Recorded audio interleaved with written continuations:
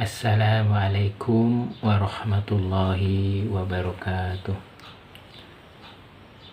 Alhamdulillahilladzi arsala rasulahu bil huda wa dinil haqq liyudhhirahu ala dini kulli wa kafa billahi syahida. Asyhadu an la ilaha illallah wahdahu la syarikalah wa asyhadu anna Muhammadan abduhu wa rasuluh. Allahumma sholli wa sallim wa barik ala Muhammad wa ala alihi wa ashabihi wa man tabi'ahum bi ihsani ila yaumiddin, amma ba'du. Para jamaah yang dimuliakan oleh Allah Subhanahu wa taala, marilah pada kesempatan kali ini kita senantiasa untuk bersyukur kepada Allah Subhanahu wa taala, karena Allah Subhanahu wa taala telah begitu banyak menganugerahkan kepada kita rahmat, nikmat dan hidayah. Sholawat serta salam mudah-mudahan tetap tercurah kepada Nabi kita Muhammad Sallallahu Alaihi Wasallam. Para jamaah yang dimuliakan oleh Allah Subhanahu Wa Taala, pada kesempatan kali ini kita akan mengkaji tafsir surat Al-Falaq.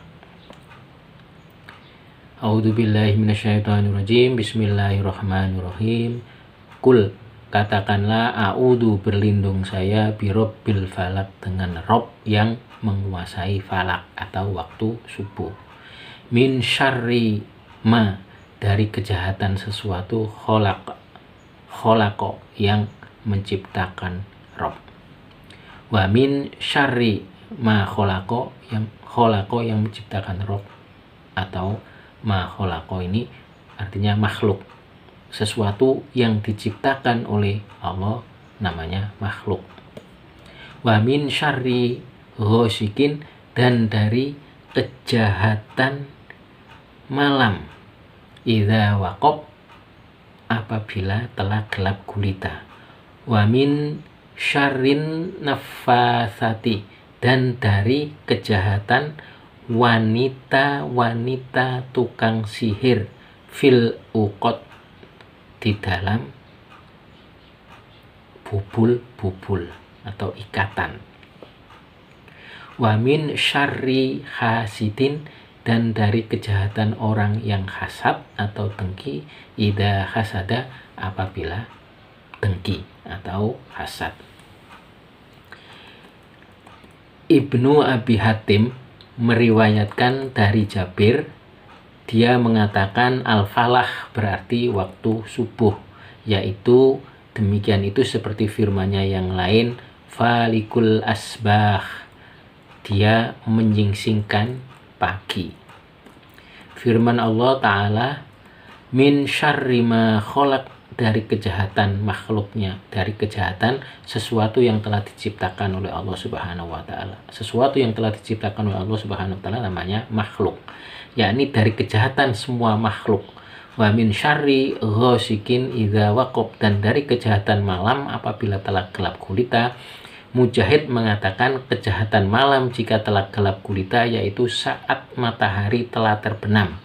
Diriwayatkan oleh Al-Bukhari darinya, demikian pula yang diriwayatkan Ibnu Abi Najih darinya.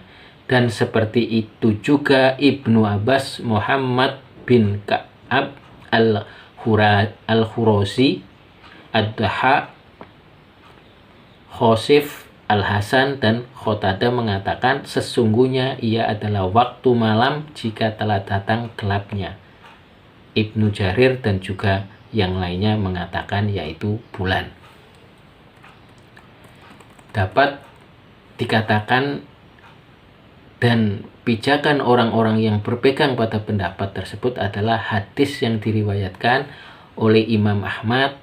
Abu Dawud Al-Hafri memberitahu kepada kami dari Ibnu Abi Zib, dari Al-Harith bin Abi Salamah, dia berkata, Aisyah radhiyallahu anha berkata, Rasulullah Shallallahu Alaihi Wasallam pernah memegang tanganku dan memperlihatkan bulan kepadaku pada saat terbit, dan beliau bersabda, ta'awwidhi billahi min syarri hadal ghasiki idza waqab, berlindunglah kepada Allah dari kejahatan bulan ini jika terbenam.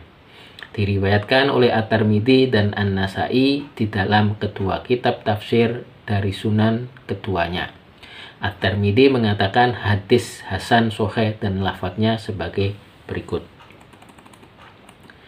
Ta'awidhi billahi min syarri hada fa inna hadal ghashiqa idza waqab. Berlindunglah kepada Allah dari kejahatan ini karena sesungguhnya ini adalah bulan jika terbenam. Sedangkan lafadz An-Nasa'i berbunyi ta'awidhi billahi min syarri hada fa inna hadal ghashiqa idza waqab. Berlindunglah kepada Allah dari kejahatan ini adalah bulan jika terbenam. Pemegang pendapat pertama menyatakan bahwa bulan merupakan salah satu tanda malam jika telah masuk, dan itu tidak bertentangan dengan pendapat kami, karena bulan merupakan tanda malam dan tidak memiliki kekuasaan kecuali pada malam hari. Demikian juga bintang-bintang yang tidak akan bersinar kecuali pada malam hari, dan ia kembali kepada apa yang telah kami kemukakan. Wallahu a'lam. Dan firman Allah Ta'ala, wa min syarrin naffasati fil uqad, dan dari kejahatan-kejahatan wanita tukang sihir yang menghembus pada bubul-bubul. Mujahid, Ikrimah, Al-Hasan, Qatadah, dan Ad-Duha mengatakan yakni tukang sihir. Mujahid mengatakan yaitu ketika wanita-wanita itu membaca mantra dan menghembus pada buhul. Ibnu Jarir meriwayatkan dari Ibnu Tawus dari ayahnya, dia berkata tidak ada sesuatu yang lebih dekat dengan kemusyrikan melebihi jampi ular dan orang gila. Dan dalam hadis lain disebutkan bahwa Jibril pernah datang kepada Nabi SAW lalu bertanya, apakah engkau merasa sakit wahai Muhammad? Beliau menjawab, ya. Lalu Jibril mengucapkan, Bismillahi arqika min kulli da'in yu'addika wa min syarri hasidin wa ainin Allahu yashfika. Dengan nama Allah, aku meruhyamu dari setiap penyakit yang mengganggumu dan dari kejahatan setiap orang yang dengki dan mata yang hasad, dan Allah akan menyembuhkanmu. Mungkin yang demikian itu akibat keluhan yang dirasakan oleh Rasulullah SAW ketika beliau terkena sihir. Allah Ta'ala dengan secara segera menyehatkan dan menyembuhkan beliau serta menyerang balik tipu muslihat para penyihir yang dengki dari kalangan orang-orang Yahudi kepada tokoh mereka semua.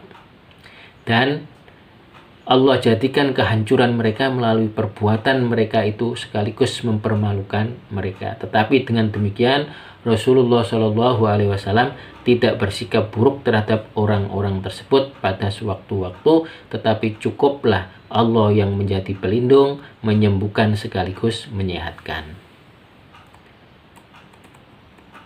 Imam Al-Bukhari meriwayatkan di dalam kitab At-Tib dalam Sahihnya dari Aisyah, dia berkata Rasulullah SAW pernah disihir di mana beliau melihat seakan-akan mendatangi beberapa orang istri padahal beliau tidak mendatangi mereka. Sufyan mengatakan ini merupakan sihir yang paling parah jika keadaannya seperti itu. Kemudian beliau bersabda, wahai Aisyah, tahukah engkau bahwa Allah telah memfatwakan kepadaku mengenai sesuatu yang dulu engkau pernah meminta fatwa tentangnya. Aku telah didatangi oleh dua orang malaikat, lalu salah seorang di antaranya duduk di dekat kepalaku dan yang lainnya di dekat kakiku. Kemudian yang duduk di dekat kepalaku berkata, apa yang dialami oleh orang ini? Yang lainnya menjawab, dia terkena sihir. Lalu siapa yang menyihirnya? Tanyanya lebih lanjut, dia menjawab, Labid bin Asom, seorang dari Bani Zuraik, sekutu Yahudi, yang dia seorang munafik. Dia bertanya, dalam wujud apa sihir itu? Dia menjawab, pada sisir dan bekas rontokan rambut. Lalu di mana semuanya itu berada? Tanya temannya. Dia menjawab, di kulit mayang kurma jantan di bawah dasar sumur Zarwan. Aisyah berkata, melanjutkan perkataannya, kemudian Rasulullah SAW mendatangi sumur itu dan mengeluarkan sihir tersebut. Selanjutnya beliau berkata, wahai Aisyah, inilah sumur yang pernah diperlihatkan kepadaku, seakan-akan airnya adalah celupan pacar dan pohon kurmanya seperti kepala syaitan. Dan perawi hadis ini berkata, kemudian beliau mengeluarkannya dan diriwayatkan pula oleh Imam Muslim. Demikian tafsir surat al-falah. Mudah-mudahan bermanfaat. Billahi taufik wal hidayah. Wassalamualaikum warahmatullahi wabarakatuh.